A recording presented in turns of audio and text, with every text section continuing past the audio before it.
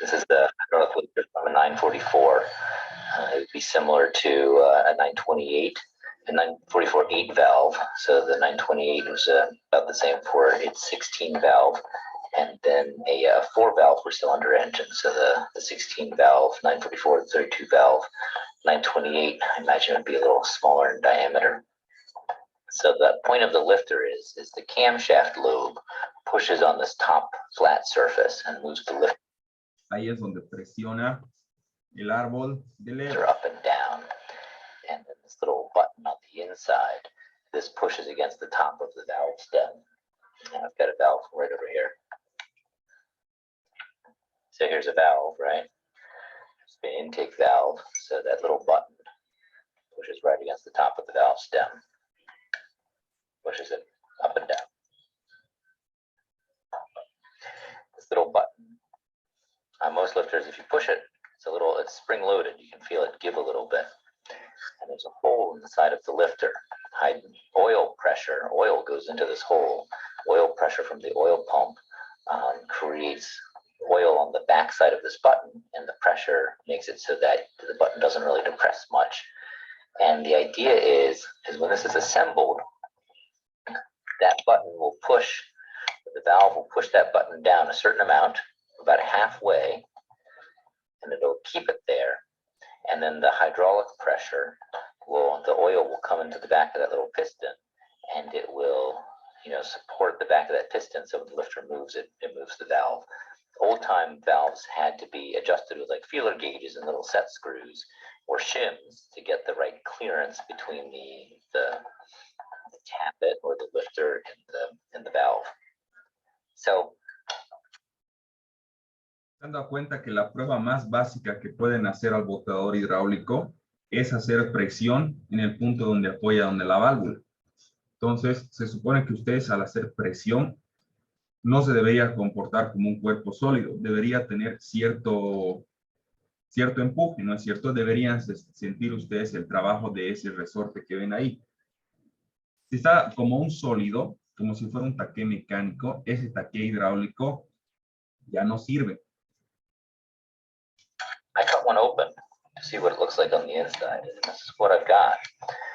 The main part of the lifter is kind of a little bit of a bucket shape here. Has a little piece on the top, so you can see the holes, right? So this is the main hole where the oil goes in. The oil fills up this cavity. Then from that cavity, there's another hole to this intersection. Now to create this cavity, extra little piece of metal, little round piece of metal that is pressed into place. And there's actually a staking operation on the sides.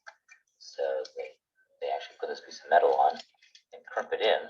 But before they even do that, there's actually a little rubber seal, a piece of rubber and a little metal retainer. This rubber seal is right around here, around the center stub,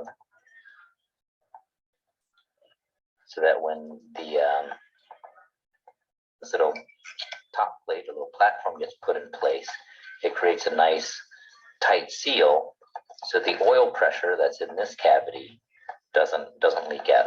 The oil pressure in here is forced through this hole. So from that hole, there's a little piston. This little piston, this one because it has the plate still kind of pressed into place there. This little piston has a spring underneath it. This is that button, right? The button that pushes against the valve stem, so that this moves up and down. So the piston has a little groove all the way around and another hole. So the oil is now coming through this hole, into this groove, and into this hole. When it comes through this hole in the little piston, there's actually a little spring-loaded ball. Right here is a spring-loaded ball. That's a check valve. So this ball can go up and down. So when the oil comes through the hole, the oil comes into this passageway, the oil pushes against the ball and goes past the ball and fills the space above the piston. And that's what creates that hydraulic pressure. And then the ball, because of the springs down to kind of lock it up. So when you try to push this button, the oil that's in front of this doesn't compress, and so it holds it in place. So a failed lifter is usually where either the oil isn't getting through these series of holes so that the oil can't get into this cavity or into this space, or this little check valve, this little ball, doesn't close properly. Maybe there's some debris or something in there, and so the oil bleeds back out. So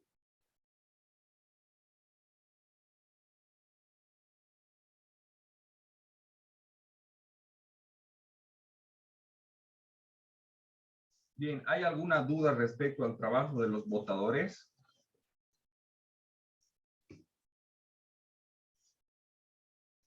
¿Todo está claro? Lice, podemos verlo en el taller, Lice, para poder entenderlo mejor. Claro, claro, los vamos a ver. No sé si hay alguno que esté abierto, pero lo que podemos hacer es abrirlo con la moladora para que ustedes puedan ver cómo trabaja.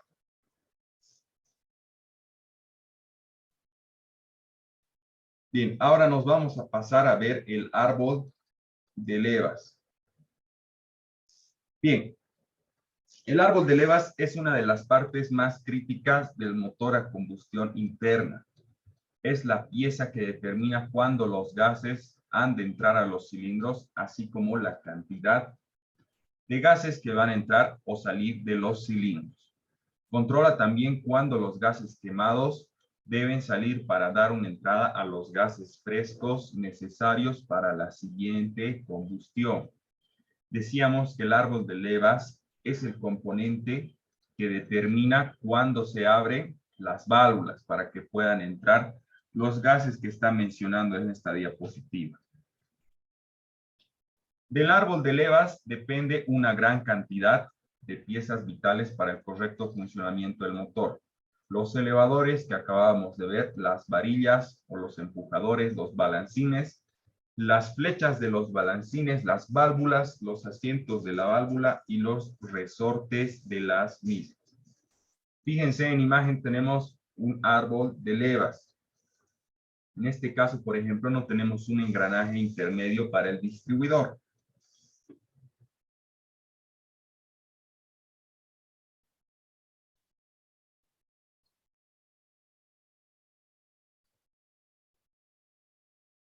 Bien, ustedes saben muy bien que internamente tenemos ductos por el cual circula aceite para que se pueda refrigerar el árbol de levas. Decíamos que el árbol de levas determina cuánto tiempo van a estar abiertas las válvulas y cuándo se van a comenzar a abrir. Fíjense en esta diapositiva, por ejemplo, tenemos diferentes características en cuanto a las levas. En primer lugar, fíjense, la primera dice, hola, soy puntiaguda, tengo poca aceleración. Si tiene poca aceleración es porque probablemente tenga un llenado durante un muy corto periodo de tiempo. Y eso me lo está dando la propia característica constructiva de la leva. Fíjense, es puntiaguda. Al medio dice, hola, soy redonda y tengo más aceleración. Fíjense, ya no es tan puntiaguda la leva, ya es un poco más redondeada, ¿no es cierto? ¿Eso qué significa? Que durante más tiempo van a estar abiertas las válvulas. Y en la tercera dice que yo tengo el poder. Ya aquí estamos hablando de levas que probablemente sean para motores de alto rendimiento o para motores de competición. Es casi otro semicírculo el que tienen en esta leva.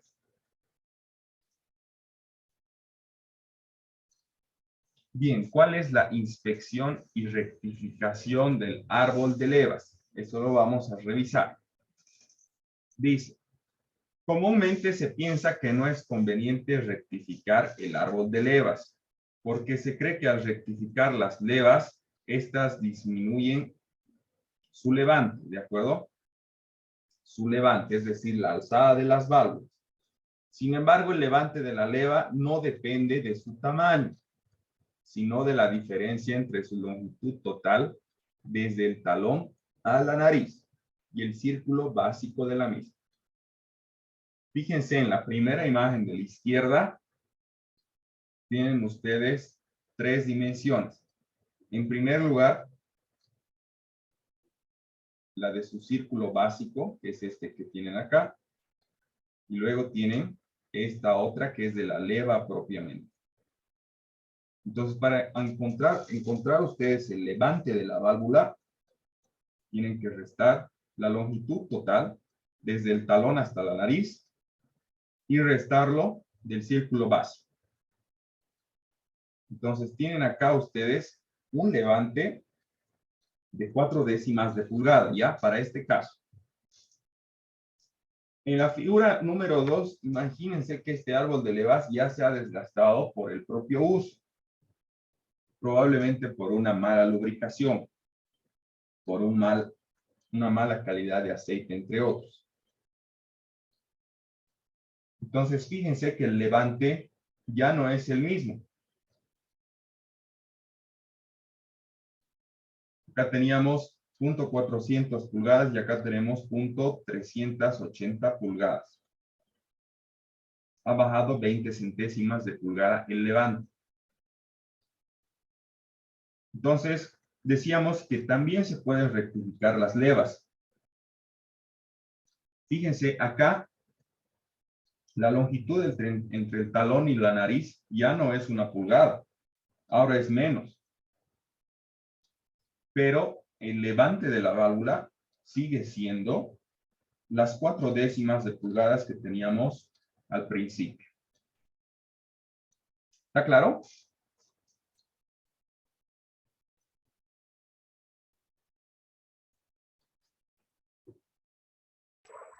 Sí, Lice. Está, ¿no? No es difícil, no es difícil. Pero ustedes probablemente digan, ahora mi leva es más corta, ya no se va a abrir correctamente mi válvula. Pero fíjense, el levante de la leva no depende de su tamaño, sino de la diferencia entre su longitud total desde la talón hasta la nariz y del círculo básico que es de la misma, que es este que tenemos acá. Ciertamente que la leva rectificada, como les decía, es .040 pulgadas más chica que la original, aunque esta diferencia la puede absorber el buzo hidráulico, ¿de acuerdo? Esta diferencia puede ser compensada por el buzo hidráulico, no hay problema, o con el ajuste de las válvulas, según sea el caso. Y de todas maneras se tiene la ventaja de que se recuperó la alzada de la válvula o el levante original y se rectificó todo el contorno, por lo que se estará obteniendo el mismo rendimiento. Esta es una práctica, por si acaso, que no se hace a menudo. De hecho, ni siquiera se revisa en los talleres cuando se hace la reparación del motor. Sin embargo, ustedes ahora ya saben cuál es el procedimiento. Muchas veces directamente lo que se hace es comprar otro árbol de levas. La diferencia de precios tampoco es que sea mucha.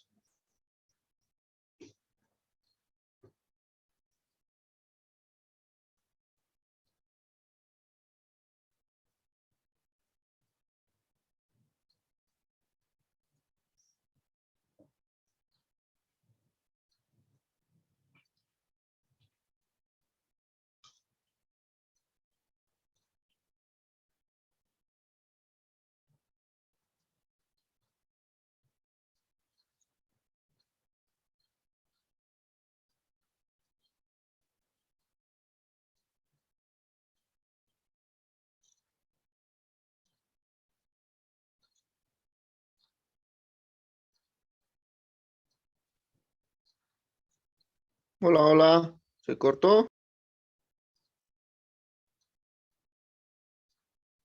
Pueden ver el texto, ¿no? Sí, Lice, se ve. Ya, muy Sí, bien. sí. Entonces, ya hemos visto lo que es la distribución. Hemos visto los tipos de distribución que tienen los sistemas DOHC, OHC, OHD, SB, también lo han visto. Fíjense acá, por ejemplo, tenemos un motor cuyo cilindro tiene 4 válvulas y acá tiene 5 válvulas. En este caso, por ejemplo, tenemos los que son llamados los 20 válvulas, que se supone que son motores que ofrecen un mayor rendimiento, ¿no es cierto? Han debido escuchar. Bien, los mandos de distribución también ya los hemos visto. Dice por correas dentadas, por cadena de rodillos o por correa dentada.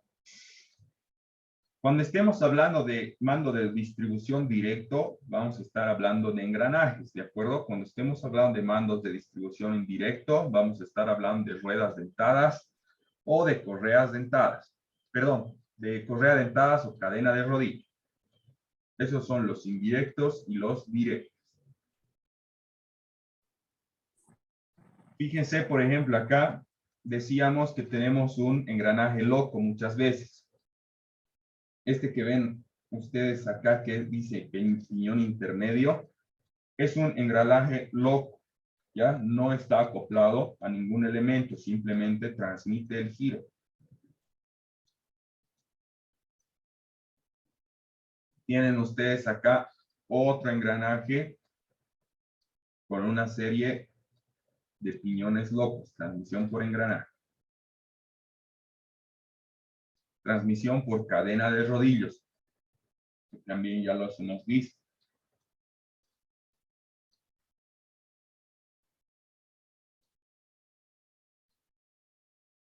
Bien, fíjense, de acuerdo a la correa dentada, ustedes tienen los dientes redondeados o los dientes trapezoidales. Se supone que cuando tu correa dentada es original, te debería durar, en teoría, 100.000 kilómetros. Pero decíamos que los repuestos que nos llegan a Bolivia y la calidad de los vehículos que nos llegan a Bolivia es la menor de todo el mundo. Cualquier cosa nos llega a Bolivia. Entonces, no deberíamos fiarnos tanto de esos 100.000 kilómetros. Se supone que deberíamos ya empezar a preocuparnos a partir de los 20.000, por lo menos hacer una inspección visual, y a partir de los 50.000 ya debería estar pensando en cambiar. Habíamos visto también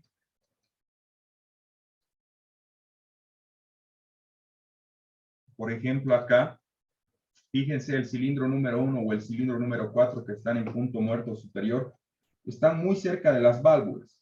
Incluso muchos pistones tienen sus muescas para que la válvula pueda llegar y bajar un poquito más sobre el cuerpo del pistón, ¿no es cierto? Entonces, cuando se rompe mi correa dentada, corro un gran riesgo de que se me puedan doblar las válvulas. ¿Por qué? Porque el pistón va a estar en carrera en punto muerto superior y las válvulas van a estar abiertas.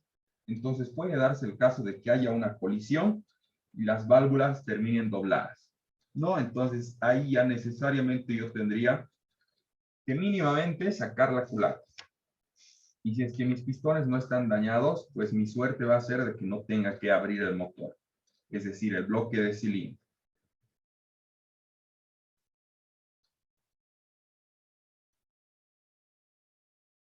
Bien, respecto al resumen que ustedes han hecho, tienen las diferentes características constructivas de la válvula. En la cabeza, por ejemplo, tienen válvulas de cabeza plana, válvulas de cabeza esférica. Tienen ustedes el ángulo del asiento de la válvula, que hemos dicho que es variable dependiendo de las características constructivas de la válvula. La longitud de la válvula también, que viene desde la cabeza hasta la cola, el diámetro del vástago, es decir, el diámetro del eje.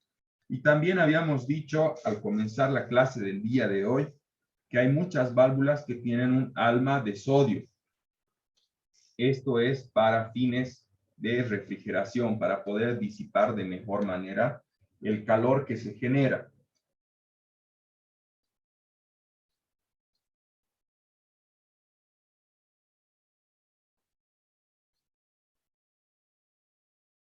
Bien, estas son los diferentes tipos de cabeza que existen en las válvulas.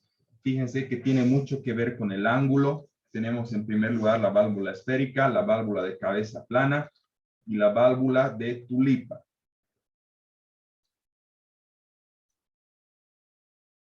Luego tenemos también estas válvulas que tienen una especie de deflector. La única función que cumple este deflector que tienen acá es que pueda haber una turbulencia. ¿De acuerdo? Es que para que se pueda generar una turbulencia en la mezcla aire-combustible y de esa manera se pueda aprovechar mejor y tengan una combustión, una mejor combustión. Bien, montaje y disposición de las válvulas en la culata. Bien, fíjense.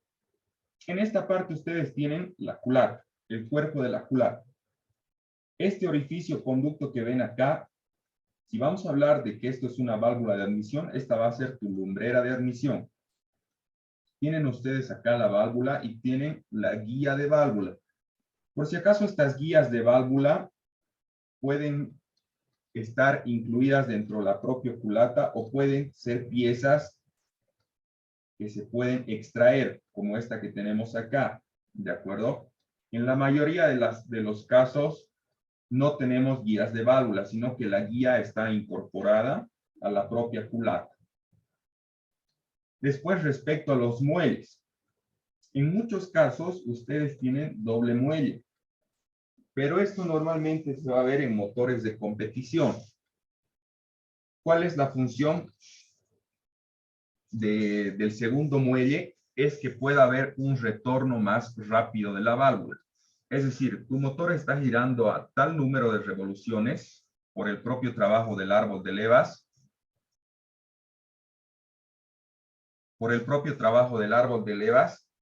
Que un solo resorte ya no alcanzaría a poder cerrar la válvula. ¿De acuerdo? Entonces, necesitan mayor fuerza elástica. Para eso es que se incluye un segundo resorte.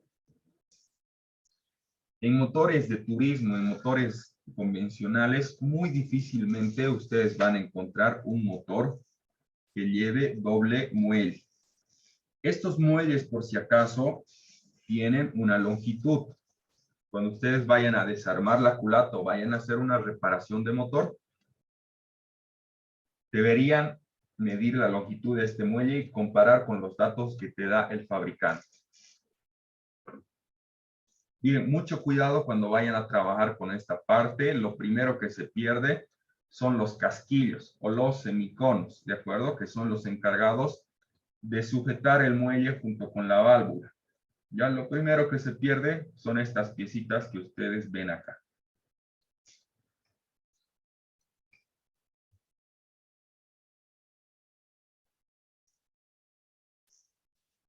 Bien, ¿se han fijado la anterior clase en el motor 12 que no teníamos escape, admisión, escape, admisión, escape, admisión en un orden, ¿no es cierto? Fíjense, en este caso, por ejemplo, en este otro caso también, viene de forma intercalada.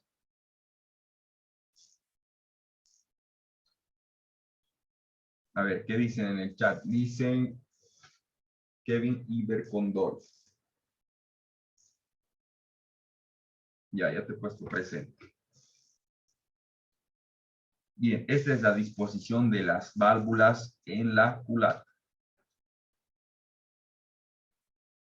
Fíjense, acá por ejemplo tenemos una culata de un motor 20 válvulas, que se supone que es un motor deportivo o es un motor de competición, donde tenemos 3 válvulas de admisión y 2 válvulas de escape.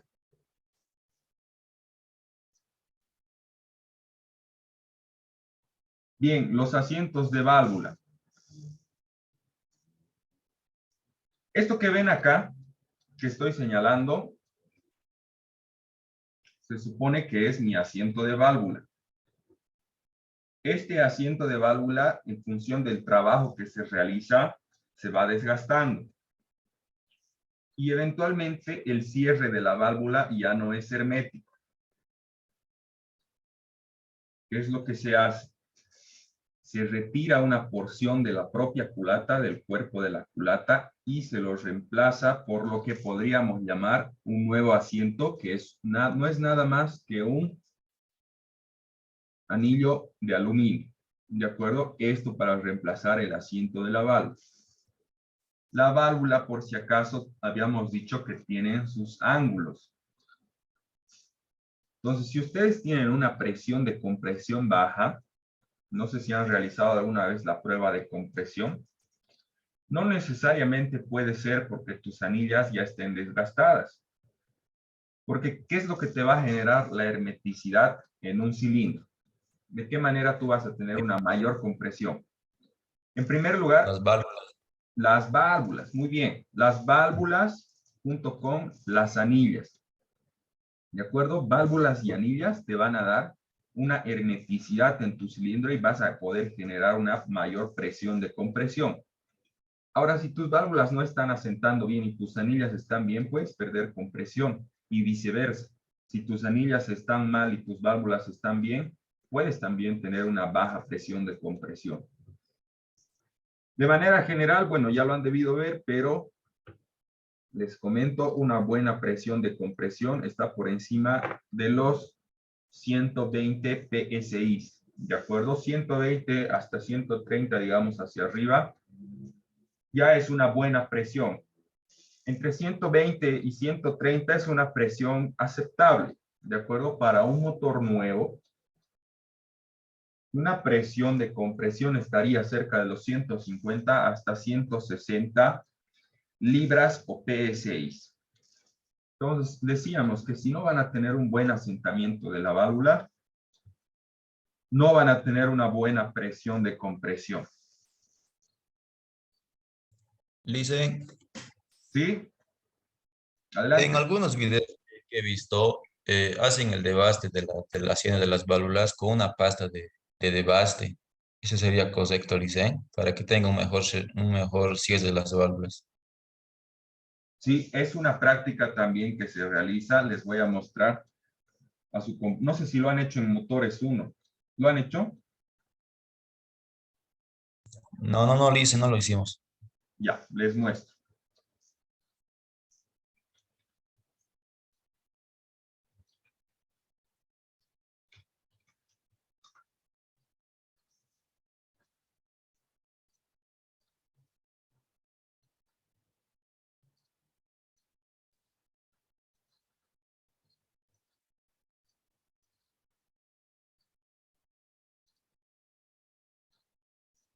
Bien, entonces, ¿qué es lo que se hace? ¿En qué consiste esa práctica?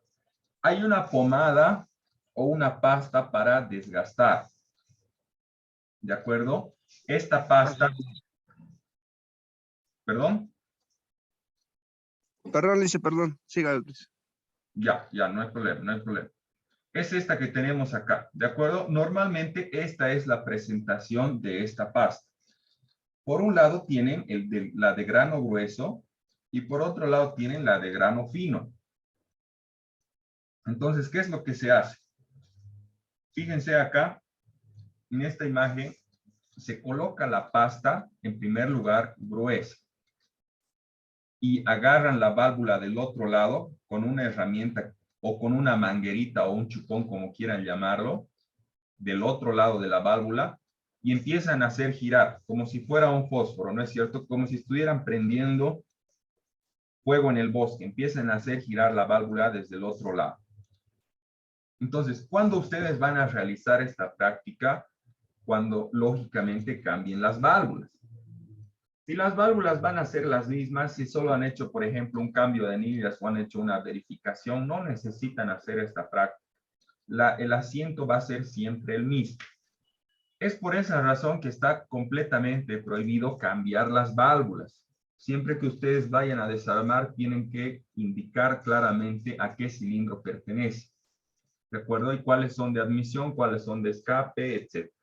Decíamos, sin embargo, que las de admisión tienen un diámetro mayor. Esto para llenar de mejor manera el cilindro.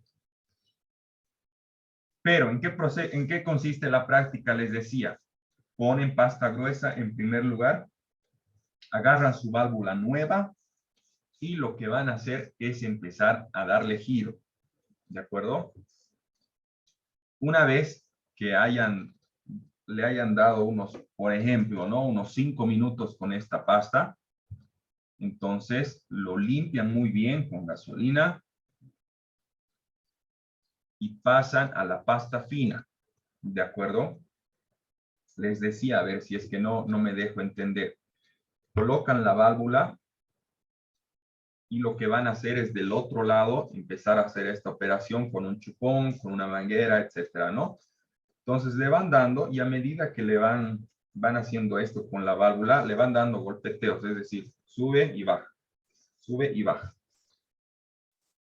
Entonces lo limpian y después de haberlo limpiado muy bien con gasolina, pasan a la pasta fina, ya que es de un grano mucho más fino, es para el acabado.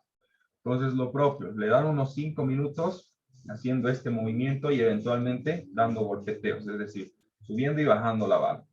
Entonces de esta forma ya van a tener un buen asentamiento, es decir, ya van a amoldar el asiento de la válvula en función a la fórmula que tiene su asiento, ¿de acuerdo?